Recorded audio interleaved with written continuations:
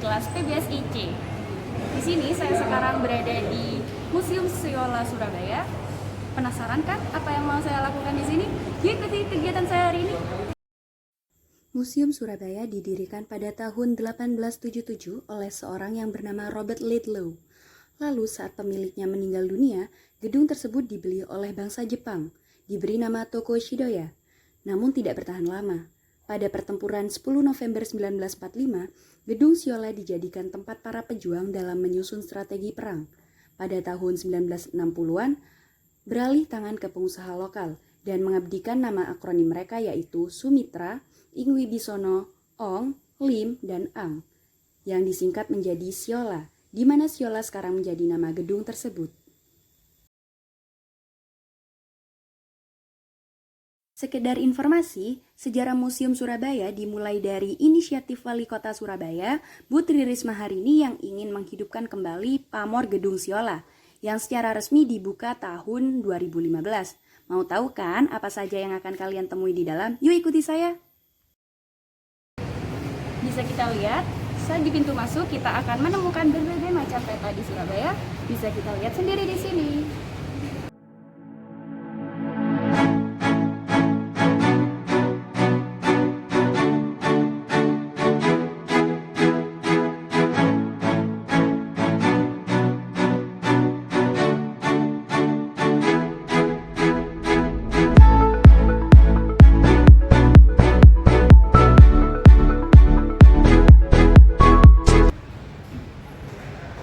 Nah, setelah di depan sini, di sini terpajang foto-foto wali kota yang pernah menjabat di Surabaya, dimulai dari Mr. Ahmed sampai di sana, dan wali kota terakhir di sini adalah Dr. Insinyur Tri Risma Harini. Bisa kita lihat. Nah, selanjutnya seperti yang bisa kita lihat di belakang kita, di sini ada berbagai macam makanan khas yang ada di Surabaya, seperti tahu campur, soto Surabaya, lontong balap, dan juga bisa kita lihat di sana. Di sini ialah dapur khas dari Surabaya yang bisa kita sebut dengan pawon. Bisa kita lihat.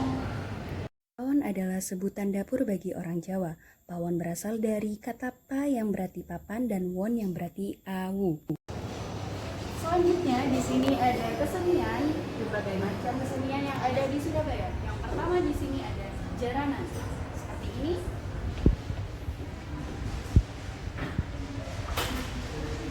Lalu beralih ke sana, kita akan menemukan tari khas Surabaya yang disebut tari remo.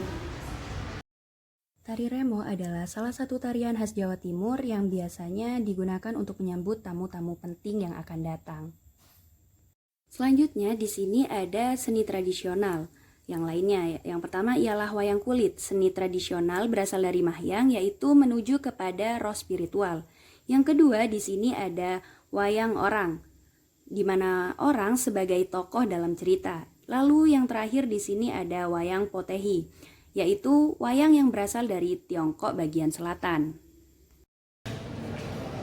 Selanjutnya, foto-foto di belakang saya ini adalah taman-taman yang tersebar di seluruh kota Surabaya, seperti Taman Prestasi, Taman Jayanegoro, Taman Ekspresi, dan taman-taman lainnya. Bisa kita lihat. Kota Surabaya ini nyatanya adalah salah satu kota metropolitan yang sangat asri. Bahkan terdapat berbagai macam taman yang terletak di kota ini. Mulai dari taman tengah kota hingga pinggiran kota. Semua taman asri ada di sana. Nah, bergeser ke sini sedikit. Di sini terdapat foto-foto di mana kenangan banyak sekali terjadi di Surabaya pada saat masa dahulu kemerdekaan, di mana Surabaya adalah kota pahlawan yang sangat banyak sekali menyimpan kenangan dan sejarah-sejarah tentunya. Di sini bisa kita lihat gedung-gedung lama yang terletak di Surabaya dan sangat bersejarah. Selanjutnya, jika kalian menemukan buku-buku yang berjajar rapi di sini, Ya, di sini terdapat berbagai macam buku data-data kota Surabaya.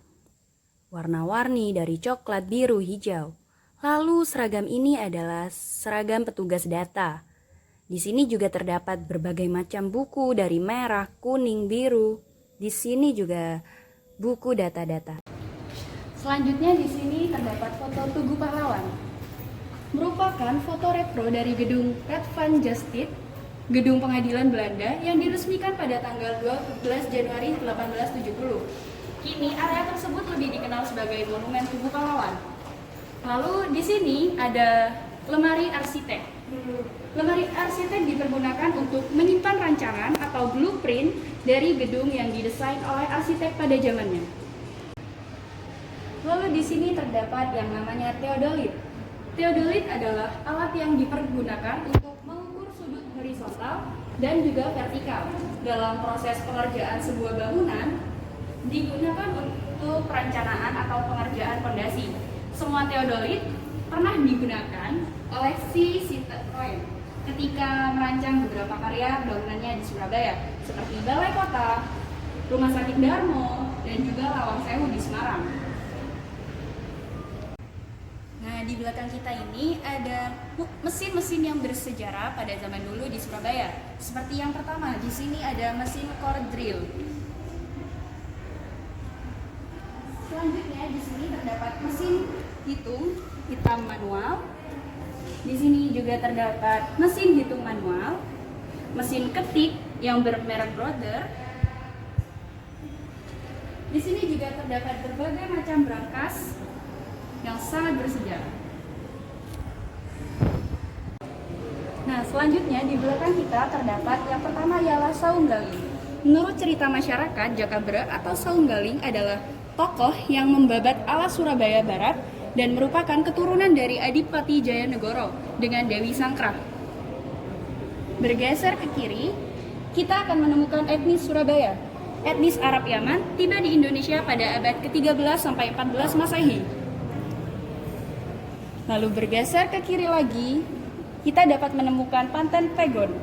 Panten Pegon merupakan budaya pengantin asli Surabaya yang dipengaruhi budaya Arab dan juga Cina, Belanda, dan juga kerajaan-kerajaan yang ada di Surabaya. Selanjutnya, di sini kita akan menemukan permainan-permainan khas di Surabaya. Yang pertama ialah egrang, lalu selanjutnya gasing, kelereng, engkle, bekel, lompat tali, dan yang terakhir di sini ada dakon. Selanjutnya di sini terdapat seniman dan juga musisi kelahiran Surabaya. Seperti di sini yang pertama adalah Gomblo.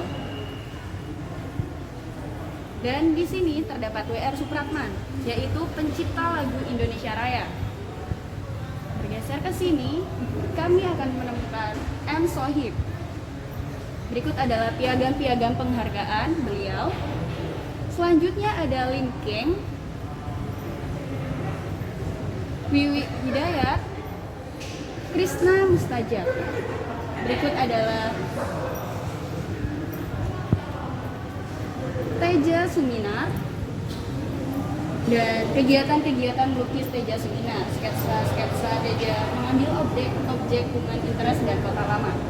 Berikut adalah baju yang dipakai beliau.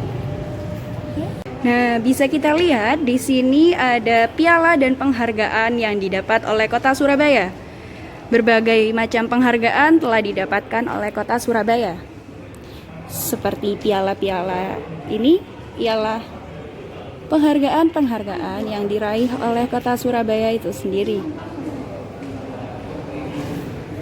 Nah, Museum Surabaya ini sangat cocok sekali untuk pelajar, mahasiswa yang ingin menggali pengetahuannya tentang sejarah-sejarah pada masa lalu, apalagi tentang Surabaya. Mari ke sini bersama-sama.